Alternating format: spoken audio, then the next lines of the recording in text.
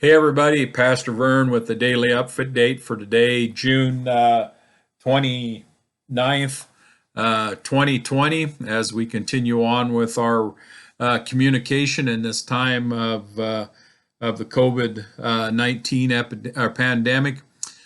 We would lift up to you that on July 5th, we are planning to have church in each one of our locations. If you are comfortable in coming into groups, you're more than welcome to come.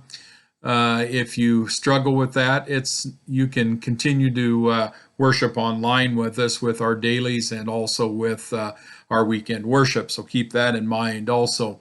Everyone has a different risk tolerance, and you have to measure yours to be comfortable in how you worship right now. As we continue on with the women in the Bible, we're going to talk a little bit about Miriam. And Miriam is, we know her, there's a couple of them in the Bible. The one we're going to talk about is the one we know as Aaron and Moses' sister. The story comes to us that Miriam watched over Moses when he was put in the basket into the reeds for Pharaoh's daughter to find when they were at the time of that. The Egyptians were becoming frightened of the power of their captives, the Hebrews, and wanted to decimate their ranks by eliminating the boys of a certain age, plus probably demoralizing them in that effort also. She's not named in the Torah as Miriam, but we gather that that's who it is. You know, her contributions didn't end there. During the time that Moses returned to Egypt to lead his people out, between Moses and Aaron and Miriam, they were kind of a team. Miriam was a very strong influence in that time. She was kind of the song leader, I guess you would say. Had some of a spiritual leader as they left Egypt, especially when they crossed the Red Sea. She put out some powerful verses about what God had done to save them from the captivity, rather, in Egypt.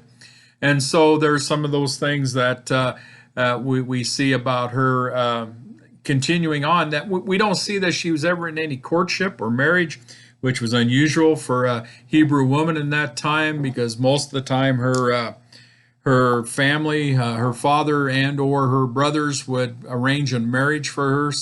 But apparently she was more interested in the patriotic duty of building the nation of Israel, and that was what she wanted to concentrate on, and that was her love, and that's what she did during her life, and sometimes to some extremes. But they're also she kind of gave her brothers an interesting business once in a while. She was not thrilled with Moses' wives, and that kind of comes up into our scriptures too. His first wife was a Gentile, not a member of the house of Israel, and she didn't think that was a good idea, because she was very patriotic that the Hebrew people needed to stay together and not bring other folks in. And Moses' second wife was an Egyptian woman, and also, again, not a member of Jewish heritage. We in today's day and age, we want to make sure we know that Miriam's objection to Moses' wives is not a racial thing. It was a nationality thing. They weren't part of the tribes of Israel, and so they were foreigners, outsiders, and she didn't think that was appropriate for one of the leaders of the nation of Israel to have wives that were not of the nation of Israel. But she did get along with Aaron's wife pretty well, from what we understand. Aaron's wife, who has an interesting place in history also, as the foundress, I guess, I don't know what we want to call her, of the tribe of Levites, the priestly tribe, being the wife of Aaron. She had several sons. Elisheba is her name, and it's her contributions was that she, much like Sarah, the wife of Abraham, was the foundation of one of the tribes of Israel.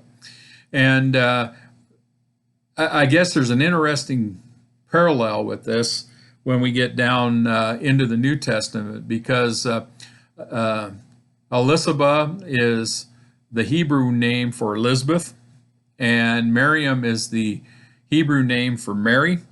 And we see another Elizabeth and Mary in the New Testament that has some similar roles. Elizabeth had a child in her elder years who was John the Baptist, who was a prophet, who was one of the leaders of a movement that was going to change the worlds, such as Elishaba's sons became priests and prophets and teachers of the law. And then we have Miriam, who has saved her brother from the water in order for the great things to be done. And we had Mary, the cousin of Elizabeth, who is the mother of our Savior, who nurtured him and protected him into his childhood so he could come into his own as the Savior that God sent. Kind of some interesting parallels there with names. All right, well, that's enough for today. We're going to find some more tomorrow to work with. These are kind of somewhat unusual things we're talking about now with these folks, but I think it's interesting to note that sometimes we skim over these names, but they made important contributions into the history of God and his people. Take good care of yourselves. Watch out for others the best you can. Stay safe. We'll see you tomorrow. Bye.